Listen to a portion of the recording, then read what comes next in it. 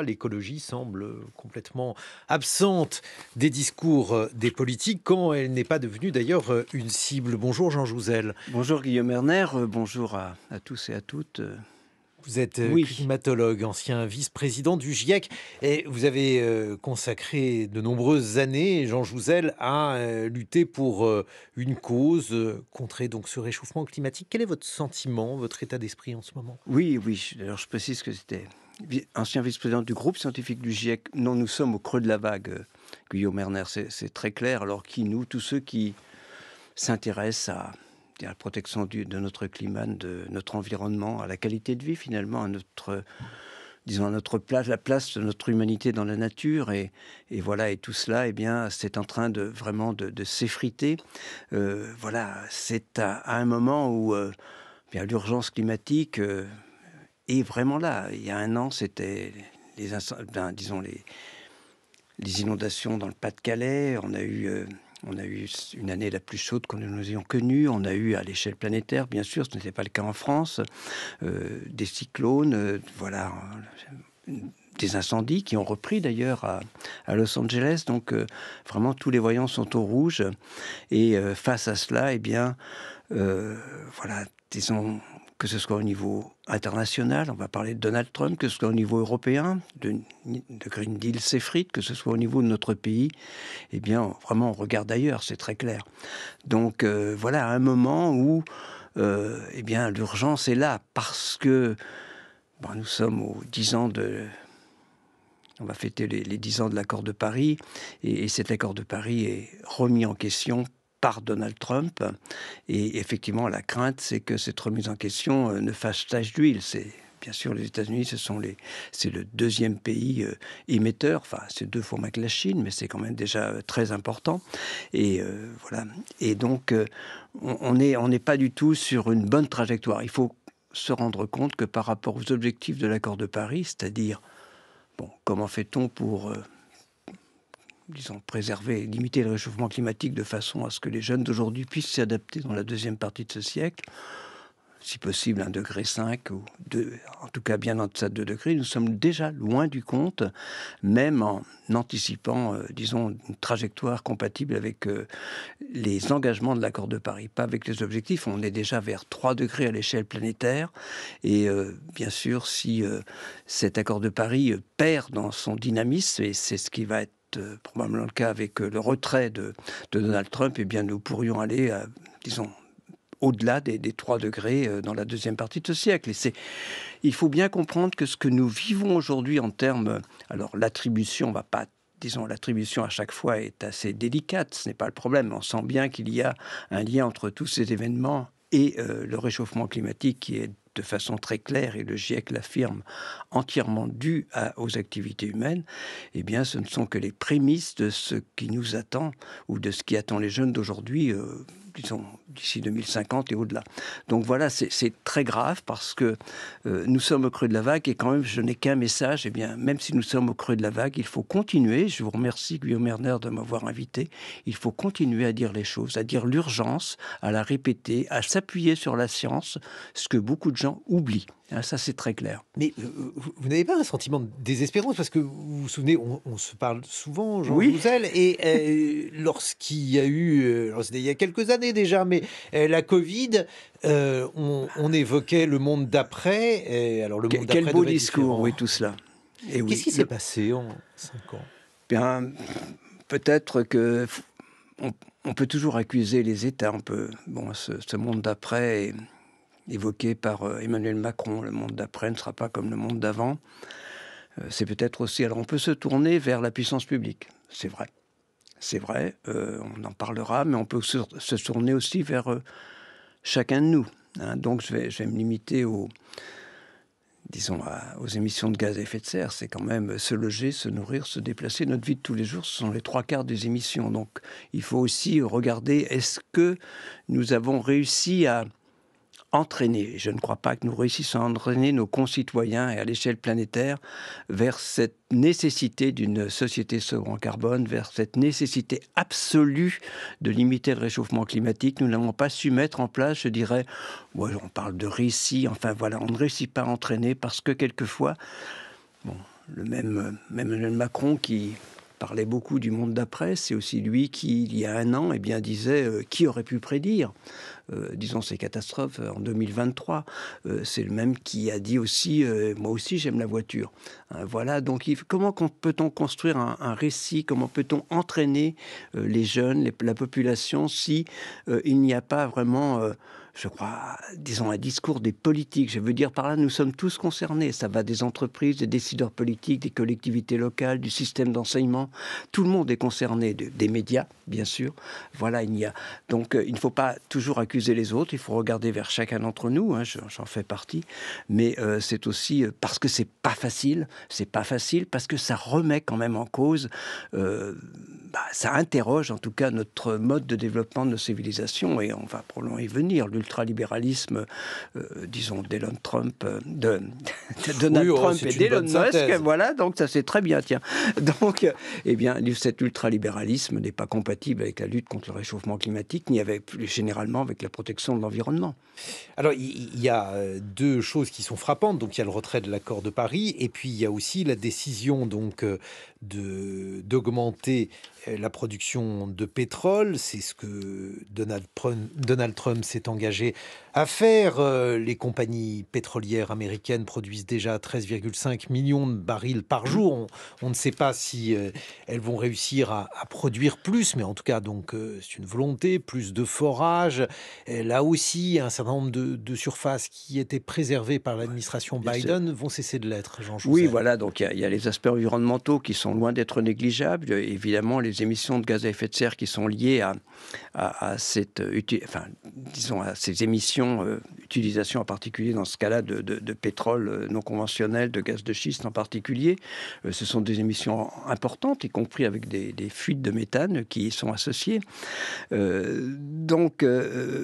Est-ce que Donald Trump va réussir, disons, au-delà de son discours drill baby drill, il n'y a pas un enthousiasme très fort pour la communauté des combustibles fossiles de produire plus, parce que ça risque de diminuer les prix, et donc c'est pas forcément ce qui les intéresse avant tout de gagner de l'argent. C'est pas voilà, donc il y a aussi quand même en face. Et je crois que c'est quand même en route. Il faut garder un peu d'optimisme aujourd'hui. Le développement, en tout cas, disons, le développement des énergies renouvelables, c'est quelque chose qui est parti. On voit bien un État pétrolier comme le Texas, disons pétrolier et gazier comme le Texas, est aussi le premier État en termes de développement des énergies renouvelables aux États-Unis. C'est quand même assez remarquable. Donc il y a aussi cette dynamique qui se met en place. D'un autre côté, on voit bien que le discours, c'est on va faire de l'intelligence artificielle, et pour ça, il nous faut beaucoup d'énergie. Il faut à la fois, disons, développer notre capacité en combustible fossile et aussi développer le renouvelable. Donc ça, c'est un discours qui est quand même assez glaçant, parce que non, il faut au contraire, je crois, réussir à avoir une certaine sobriété, y compris dans notre utilisation d'énergie, je le pense sincèrement. Mais quand on entend le discours de Donald Trump, Jean Jouzel, alors je ne veux pas jouer aux anciens combattants, mais il y a quelque temps, on parlait par exemple de pic de production pétrolière. Alors c'est fini, on n'en parle plus? On en parle toujours au niveau mondial, on espère, mais c'est aussi disons, c'est quand même aussi entre les mains de la Chine. Hein. Là, on va parler plus de charbon. Mais oui, on arrive quand même, disons, en termes, en tout cas à l'échelle planétaire, si on parle d'émissions liées à l'utilisation des combustibles fossiles, donc pétrole, gaz et charbon, on n'est pas loin de la stabilisation. Alors, on espère que ça passera, disons, ça se passera assez rapidement, si possible l'an prochain, malgré Donald Trump.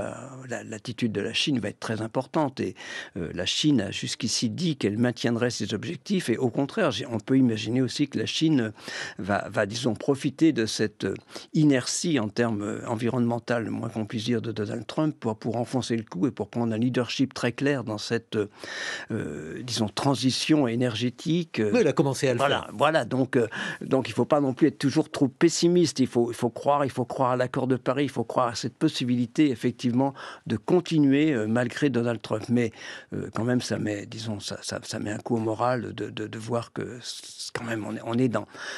Si on revient, oui, effectivement, je suis un peu ancien combattant, Guillaume Erner, mais si on revient en 2000... Non, mais je me plaçais parmi les anciens combattants aussi. Revenons en 2000, disons, le protocole de Kyoto, c'est George Bush enfin, c'est Al Gore qui signe le protocole à Kyoto, et George Bush Jr. qui effectivement s'en exonère. Ils ne l'ont pas simplement, il n'a jamais été ratifié aux États-Unis, et pendant 8 ans. Et c'est quand même une des causes premières de l'échec des objectifs de Kyoto, c'est clair. Donc il y a aussi l'émergence de la Chine, mais on voit bien que le retrait des États-Unis... Il aurait fallu, dans un monde idéal, que les États-Unis, qui sont la première puissance économique mondiale, prennent le leadership de cette transition, parce qu'elle est indispensable. On ne peut pas accepter que les émissions, enfin, disons que les émissions de gaz à effet de serre continuent à augmenter indéfiniment, parce que l'effet de serre continue. On ne peut pas accepter l'idée que le réchauffement se continue indéfiniment.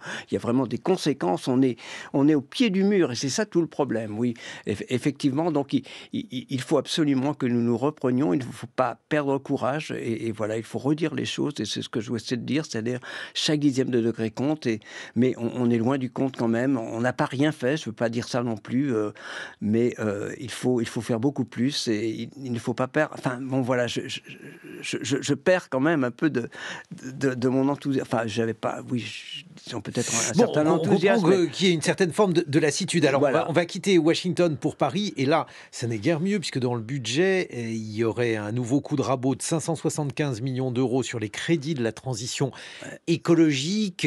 Alors, c'est 300 millions, oui. On voit bien 300 millions d'euros, disons, sur les véhicules électriques. Enfin, oui, sur les véhicules électriques. Alors, sur les véhicules électriques, là, c'est un peu moins. On est à 175 millions de coups de rabot, mais enfin, bon, c'est... 200 millions quand même sur le renouvelable. Donc, on voit bien que... Enfin, je suis très proche de la communauté des renouvelables, et vraiment ils s'en inquiètent. C'est clair que le développement du renouvelable, disons, en prend un coup actuellement. Il y a moins de dynamisme, il y a beaucoup d'opposition, y compris politique, que ça aille du côté des Républicains ou du côté du Rassemblement national, c'est très clair. Il y a aussi ce clivage politique qui se met en place et qui est très regrettable par rapport à... Lequel ?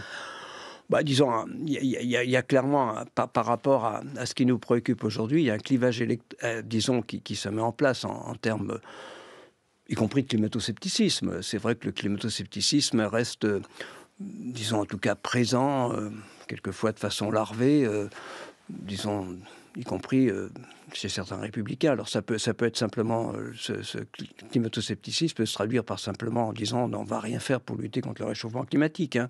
Mais bien sûr, le Rassemblement national, c'est aussi l'écologie de bon sens, c'est-à-dire c'est une écologie où on ne va rien faire pour prendre la mesure des problèmes. Donc voilà, c'est regrettable, parce que je crois que c'est l'ensemble de notre société qui est interrogé par rapport à cette nécessité de lutter contre le réchauffement climatique. Nous sommes quand même les porteurs de l'accord de Paris. Il nous faudrait quand même... Nous avons des objectifs très ambitieux, moins 55% de réduction en 2030 par rapport à disons, à 1990, il faudrait diminuer de 5% par an, et on risque de ne pas du tout réussir cet objectif. On sera plutôt autour de 2% entre 2024 et 2023. Donc voilà, on est loin du compte, et on part à la catastrophe. La France n'a pas vraiment pris les moyens, n'est pas en train de prendre les mesures nécessaires pour atteindre les objectifs. Autant je suis en phase avec ces objectifs, leur ambition, autant ma crainte est qu'il aurait fallu vraiment prendre plus au sérieux les propositions, les suggestions de la Convention citoyenne sur le climat. On se retrouve dans une vingtaine de minutes, Jean Jouzel. Je rappelle que vous êtes climatologue, ancien vice-président du groupe scientifique du GIEC. Vous serez rejoint par Hélène Soublet. Là, on abordera aussi un autre aspect dans ces questions écologiques et l'oubli de ces questions. Hélène Soublet est directrice générale de la Fondation pour la recherche sur la biodiversité. Il est 8h sur France Culture. 6h30, 9h, les matins de France Culture. Guillaume Erner. Nous parlons d'écologie parce qu'il y en a de moins en moins. C'est devenu une cible chez Donald Trump. Dans la politique française, le sujet a disparu. Nous sommes en compagnie de Jean Jouzel. Vous êtes climatologue, ancien vice-président du groupe scientifique du GIEC. Vous nous avez dit à quel point, Jean Jouzel, tout ceci suscitait votre inquiétude, pourquoi il y avait un véritable creux de la vague, selon vous, une sorte de fin de cette préoccupation pour la transition écologique, alors même que les limites sont aujourd'hui dépassées en matière de ce qui était supportable par le globe. Et nous recevons Hélène Soublet. Bonjour. Vous êtes directrice générale de la Fondation pour la recherche sur la biodiversité. Et là aussi, il y a une actualité en question de politique générale ou de la rubrique faits divers, puisque il se trouve qu'en matière d'Office français de la biodiversité, eh bien, celui-ci a une nouvelle fois été ciblé mercredi. C'était son siège départemental de l'Aube qui a été dégradé à Trèbes, près de Carcassonne. Il y a également un centre de formation dans le Loiret qui est bloqué. Alors, qu'est-ce qui se passe pour que l'on ait donc ces actions ciblant donc des offices français pour la biodiversité? Bonjour à tous. Donc je pense qu'il y a des tensions de plus en plus fortes dans la société en fait, et que ces tensions se cristallisent sur l'écologie. Et donc l'OFB en fait les frais. C'est un peu facile en fait de s'attaquer à l'OFB qui défend en réalité le bien commun, hein, puisqu'il défend une réglementation qui a été établie pour protéger l'environnement, la biodiversité, l'eau, qui sont des choses qu'il faut absolument défendre pour pouvoir vivre correctement dans le futur. Pour que Oui, nos enfants justement, puissent... ça sert à quoi les offices français de la biodiversité? Ah bah, ils font des... En fait, ils contrôlent sur le terrain donc la réglementation sur la biodiversité. Ils essayent de construire aussi cette réglementation pour que ça soit le plus inclusif possible et pour défendre en fait le fonctionnement des écosystèmes. Et à côté du fonctionnement des écosystèmes, c'est les services que l'humanité en retire, hein, comme par exemple le stockage du carbone, par exemple la pollinisation, par exemple la fertilité des sols. Tout ça, en fait, ça va avoir des incidences sur les activités humaines. Et le fait que ces activités humaines ou les acteurs qui les représentent se retournent contre l'OFB en disant que finalement c'est le nœud du problème, c'est ces réglementations environnementales, je pense que c'est un mauvais diagnostic, alors qu'ils devraient en fait utiliser la biodiversité pour pouvoir créer des activités qui soient plus résilientes, notamment face aux grandes crises climatiques qui nous attendent. Jean Jouzel. Oui, effectivement. D'abord, bonjour Hélène. Bon, peut-être souligner d'abord le lien entre climat et biodiversité. Hein. C'est vrai que le réchauffement climatique, disons, a des conséquences sur la biodiversité, mais on va parler de solutions pour la nature également. Et aussi que ces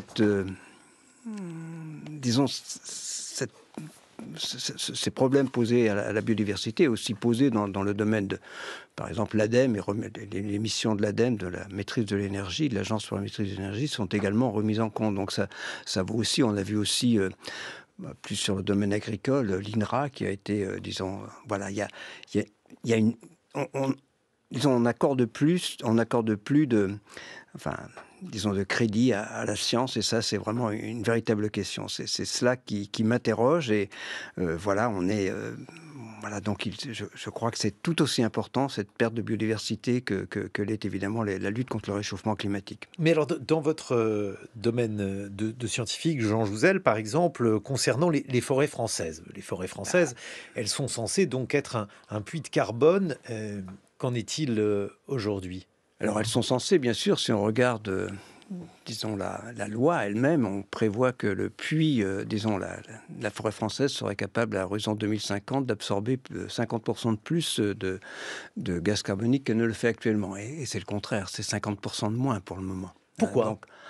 Pourquoi ? Parce qu'il y a trois phénomènes disons, il y a un lien très fort entre réchauffement climatique et disons, perte de capacité de ce puits de carbone qui baisse, les sécheresses à répétition, hein, ça met les arbres vraiment en péril, hein, donc on voit bien ces forêts, il y a eu 50 sécheresses à répétition, les feux de forêt, et aussi certains ravageurs qui profitent du réchauffement climatique pour étendre leur zone d'expansion. Donc c'est quand même trois phénomènes qui jouent contre la forêt. Hélène Soublet.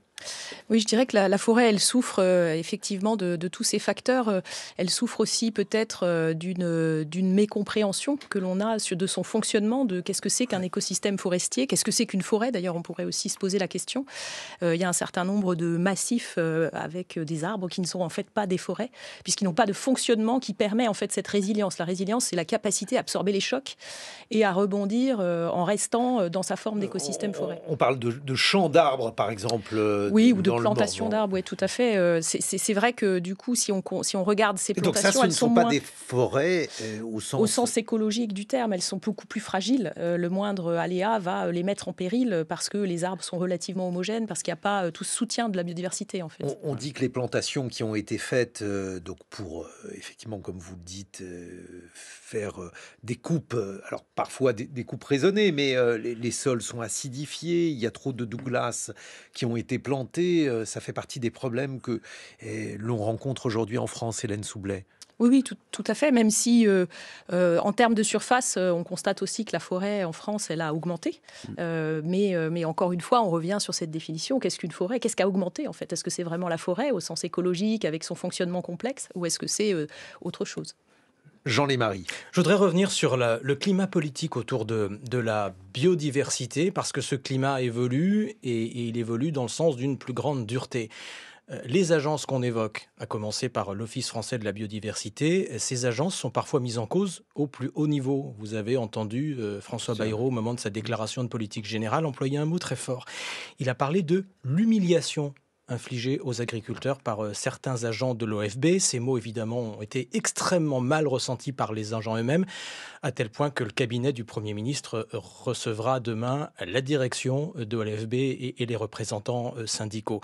La question est de savoir qui défend aujourd'hui ces agences. Ça ne veut pas dire qu'elles ne sont pas critiquables dans certaines de leurs pratiques, elles le sont certainement, chacun peut examiner ses propres pratiques, mais leur existence même est parfois remise en cause.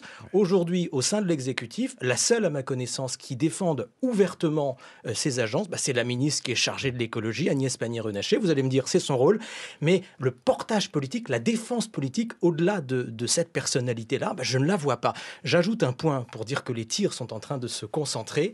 L'Assemblée nationale, la Commission de développement durable de l'Assemblée nationale a décidé de mettre sous le feu des projecteurs 3 agences environnementales, donc l'OFB, l'Agence Bio et l'ADEME que vous commenciez à évoquer, avec des auditions qui auront lieu bientôt. Ces agences, aujourd'hui, on ne les soutient pas, on les questionne ou on les met en cause. Hélène Soublet, vous opinez du chef. Oui, j'opine du chef parce que je trouve que c'est vraiment un drame, ça. C'est-à-dire qu'il faudrait que politiquement... Expliquez-nous justement ce drame. Pour moi, le drame, c'est l'absence de soutien et l'absence de vision qu'on pourrait avoir au niveau français. On a la recherche qu'il faut pour avoir toutes les connaissances qui permettent de soutenir ce genre d'agences et de soutenir leur rôle et leur action. Mais alors, justement, ça m'intéresse presque concrètement, puisque vous êtes directrice générale de la Fondation pour la recherche sur la biodiversité. Donc, depuis... on va appeler ça la crise politique, c'est-à-dire depuis le flottement. Est-ce que vous avez un interlocuteur, par exemple ? Alors, nous, on a des interlocuteurs qui sont dans les ministères au niveau des directions générales. Donc, ces interlocuteurs restent présents. Je pense qu'on a un excellent dialogue. C'est l'administration qui assure la continuité. Voilà, tout à fait. Mais cette administration, elle suit, j'imagine, des politiques qui sont déterminées par des ministres. Alors, c'est la crainte qu'on a. Pour l'instant, ça ne se produit pas. On le constate pas dans nos relations quotidiennes avec ces personnes que l'on connaît. Mais je pense qu'il y a ça aussi qui manque au niveau du gouvernement. Peut-être une méconnaissance de ces agences. Et c'est pour ça que je trouve que les auditions sont une bonne chose finalement. Probablement que ça permettra de mieux connaître leurs actions, leurs missions, l'importance de ces missions et l'importance de ces missions, y compris d'ailleurs pour les activités qui aujourd'hui les remettent en cause. Et cette méconnaissance, ça vient aussi d'une espèce de sentiment que les scientifiques, la recherche n'a pas l'importance qu'elle devrait avoir en fait, et ne pas croire ce que disent les scientifiques. On le ressent aussi au niveau international. Nous négocions régulièrement les rapports et les grandes évaluations de l'IPBES, qui est l'équivalent du GIEC pour la biodiversité, et on sent cette tension politique qui est aussi représentée par un certain nombre de pays qui politisent beaucoup les débats, alors que nos instances sont des instances d'abord scientifiques qui produisent des grandes évaluations. Et on est rentré dans une espèce de politisation avec des gens qui disent finalement, moi, mon opinion vaut plus que l'opinion, enfin que la connaissance scientifique. Et donc, je la pose comme étant le prérequis à l'adoption de résumés pour décideurs ou de grandes mesures internationales. Et ça pose vraiment question parce que voilà, on peut aller dans des choses qui sont la préservation de gains individuels de court terme ou de déconnexion en fait des humains avec la nature. Et ça, c'est vraiment très problématique. Jean Jouzel. Oui, disons, ça se reflète aussi dans les attributions du ministère de l'écologie, enfin d'Agnès Pannier-Runacher. On n'a plus le terme climat, je crois qu'on a le terme forêt quand même. Alors, il n'y a plus de secrétaire d'État à la biodiversité, si je ne me trompe pas. Donc, tout cela aussi, ça compte beaucoup. Bon, c'est vrai qu'on parle beaucoup de biodiversité sur de l'OFB, mais il y a aussi des missions de l'OFB ou de la FRB qui sont très importantes. C'est la biodiversité marine qui est aussi mise à mal par, on va parler de récifs coralliens, il faut avoir ce regard aussi, je pense, important de le redire. C'est un rôle très important parce qu'elle est aussi mise à mal par le réchauffement climatique avec des points de non-retour au-delà de 2 degrés, par exemple, sur les récifs coralliens qui risquent d'être tous affectés. Donc, oui, c'est vraiment... et c'est important, disons là, les solutions basées sur la nature, c'est important, et en particulier tout ce lien entre, disons, puits de carbone et puis la vie sur Terre, qu'elle soit océanique ou qu'elle soit évidemment sur le continent. Et alors, il y a une sorte de paradoxe aujourd'hui, Hélène Soublet, c'est qu'en fait, il y a une telle croyance dans la technologie et dans ses capacités qu'on peut y croire aujourd'hui que la technologie nous sauvera. Oui, ça fait partie des diagnostics que font les scientifiques assez clairement, c'est-à-dire que la technologie a été utile et restera utile, mais c'est son usage en fait qui est parfois fait de façon délétère et qui finalement va conduire à plus d'effets négatifs que d'effets positifs, surtout lorsqu'on oublie tout le reste. C'est-à-dire qu'on pense qu'une solution va régler un problème très ponctuel et étroit et qu'on crée tellement d'externalités, c'est-à-dire d'effets négatifs sur d'autres domaines, d'autres enjeux humains, par exemple la santé humaine. On peut prendre l'exemple des pesticides. Les pesticides, c'est une technologie qui a été utile à un certain moment, qui avec un usage raisonné reste utile, mais par contre, si on ne l'utilise pas correctement, on produit des morts humaines, en fait, avec une augmentation, on l'a documenté dans la science, une augmentation, par exemple, de 25% des cancers dus à cette ingestion involontaire du consommateur par des aliments contaminés par les pesticides. Et ça, en fait, c'est des grands impensés lorsqu'on met en place la technologie et qu'on ne met pas assez de garde-fous pour que cette technologie soit utilisée correctement. Je citerai aussi, par exemple, un certain nombre de déploiements de technologies qui peuvent avoir des effets très délétères, y compris si ces technologies sont vertueuses. Par exemple, lesquelles ? Par exemple, des grandes fermes de panneaux solaires peuvent être construites au détriment de la forêt. Donc, on va déforester pour implanter des panneaux solaires parce que ça coûte moins cher.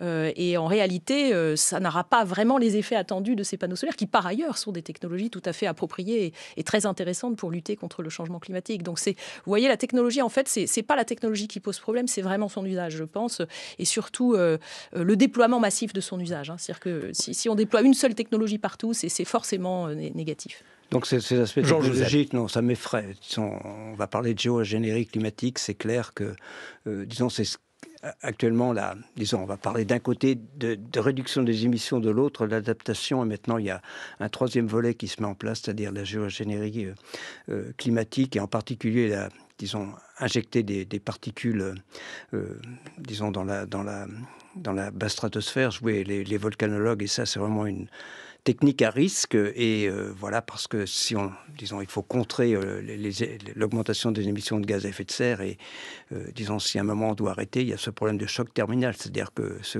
que l'on aurait pu éviter, par exemple 1 degré d'ici 2050, eh bien les jeunes d'aujourd'hui le prendraient en quelques années, ça serait terrible. Donc c'est vraiment mettre une épée de Damoclès sur la tête des jeunes d'aujourd'hui, et je crains vraiment que c'est bien ce qui est, disons, la high-tech derrière Donald Trump, ça malheureusement, disons, ça risque d'être à l'ordre du jour assez rapidement. Ça, c'est une de mes craintes et une des conséquences, disons, de la politique ultralibérale de Donald Trump et de la technologie à tout vent. Oui, absolument. Cette crainte-là, est-ce que vous la partagez, Hélène Soublet? Oui, oui, tout à fait. Il y a eu une certaine époque, et je pense que ça reste encore d'actualité, l'idée d'ensemencer les océans avec du fer pour pouvoir augmenter la masse du phytoplancton, qui a un rôle aussi de captation du carbone, hein, comme les plantes, ils créent de la photosynthèse. Et en fait, là, c'est vraiment jouer aux apprentis sorciers, parce qu'en fait, on ne connaît pas le fonctionnement des océans. On a une connaissance très, très réduite des espèces qui s'y trouvent et de leurs Mais actions. ça a été fait ou pas? Alors oui, dans un certain nombre de cas, heureusement, ça n'a pas été fait. Voilà. Ça marche pas. Voilà, Mais est-ce que ça a des effets négatifs? Ça pourrait avoir des effets négatifs. Oui, Ce que je disais, c'est mais- qu'on ne connaît pas, on ne sait pas, on ne connaît pas les conséquences de ce genre d'idées farfelues qui pourraient en fait déstabiliser des écosystèmes entiers. Hein, donc il faut vraiment s'en méfier. La biodiversité, on connaît 10%, voire 1% dans un certain nombre de milieux des êtres vivants. Hein, donc, Et puis alors, il y a des conséquences que l'on connaît. Alors, il y a par exemple un animal qui a mauvaise presse depuis la Covid, c'est la chauve-souris. Et alors, on parle de biodiversité. La chauve-souris, aujourd'hui, elle a toute une série de soucis, Hélène Soublet. Oui, alors la chauve-souris, elle est mal aimée, on va dire. Ça fait longtemps qu'elle est mal aimée. La chauve-souris, à une certaine époque, on la clouait sur les portes pour montrer qu'on avait réussi à l'exterminer. C'est vrai qu'elle est porteuse de beaucoup de pathogènes, la chauve-souris. Elle est assez résistante à ces pathogènes. Oui, et on donc, sait qu'elle a un système immunitaire particulièrement coriace. Voilà, particulièrement coriace. Elle est en état d'inflammation permanente. Hein, c'est le seul mammifère volant.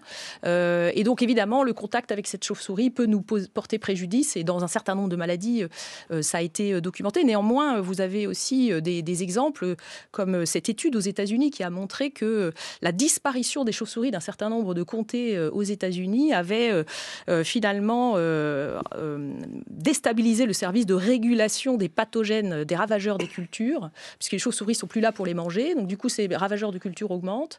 Les agriculteurs sont obligés d'augmenter les pesticides pour maintenir des récoltes et des rendements. Et l'augmentation de ces pesticides a généré en fait de la contamination accrue des aliments et de la mortalité sur les enfants. Ils ont documenté ça en disant 1300 enfants quand même qui ont été clairement, leur mortalité a été clairement reliée à cette augmentation de pesticides. Et ça, c'est dû à la disparition d'une chauve-souris qui elle-même a été fortement atteinte par un champignon pathogène qui est malheureusement mortel pour elle. Donc les populations se sont effondrées.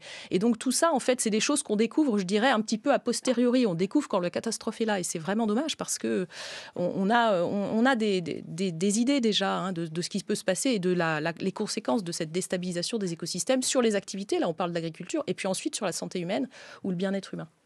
Et alors, l'autre fait qui est tout à fait frappant, Jean Jouzel, c'est qu'il y a un certain nombre de catastrophes écologiques visibles, je veux dire, au-delà du réchauffement climatique, dont on dit parfois qu'il est difficile à percevoir. Lorsqu'on voit les inondations, par exemple, les inondations, elles frappent par leur ampleur, leur nouveauté, et pourtant, ça provoque peu de réactions. Il y a très peu de réactions, disons. On est vraiment...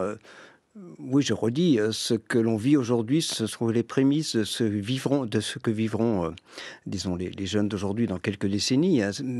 Mais la traduction du réchauffement climatique, c'est largement à travers ces extrêmes climatiques. Alors, on va parler effectivement de sécheresse, mais d'inondations de plus en plus importantes, parce que c'est lié, par exemple, à des précipitations hivernales de plus en plus importantes. C'est clair que le point de départ... Alors, il y a des problèmes d'aménagement du territoire très clairs. Donc on peut voir à Valence par exemple, mais le point de départ d'une inondation, c'est que ce sont quand même des précipitations, généralement des précipitations très importantes par rapport à la moyenne. Ça a été le cas disons dans le Pas-de-Calais l'an dernier, ça a été le cas effectivement à Valence.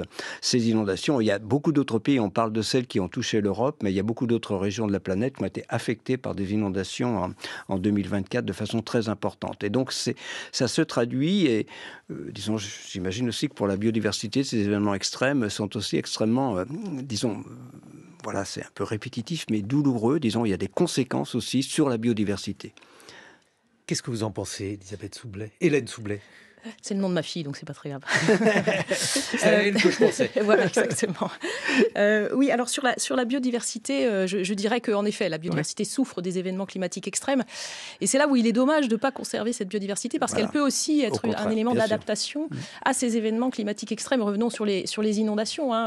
Les inondations, c'est un phénomène dramatique et important qui se produit.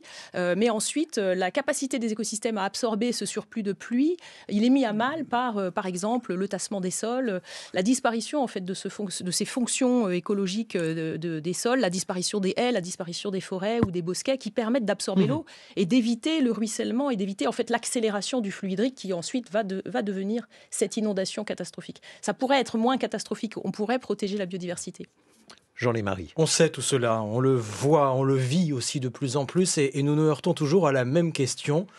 Pourquoi ces sujets sont-ils aussi peu présents politiquement? J'ai l'impression, Guillaume, que cette question on la pose régulièrement à nos invités dès lors qu'il est question d'écologie. Alors, il y a des réponses simples qu'on peut apporter. Par exemple, l'urgence budgétaire qui prend le pas sur le reste en ce moment, le chaos international qu'on évoque aussi beaucoup. Mais tout de même, ces événements-là, si présents dans nos vies, sont très souvent absents et totalement absents du discours politique. Pourquoi? Alors moi, il me semble quand même que, disons, nous sommes aussi, quand on regarde les enquêtes sur les citoyens, avant de regarder les politiques, quand même, la part de la population qui, disons, attache de l'importance à ces conséquences, aussi bien pour la biodiversité que le réchauffement climatique, est en train de diminuer. On passe de 35% à 29%. La part des personnes qui sont, disons, qui accepteraient de changer ou de modifier leur mode de... leur mode de vie est aussi en train de diminuer. Le climato-scepticisme remonte. Donc voilà, donc il faut aussi chercher peut-être, et j'ai le sentiment que d'une certaine façon, le politique s'adapte à ces enquêtes, d'une certaine façon, s'appuie sur ces enquêtes, peut-être pas de façon suffisamment claire, mais il y a vraiment un lien. Donc le fait que dans la population, il y a cet intérêt qui diminue est aussi peut-être une des explications du manque d'intérêt du côté des politiques. Hélène Soublet, un mot de conclusion.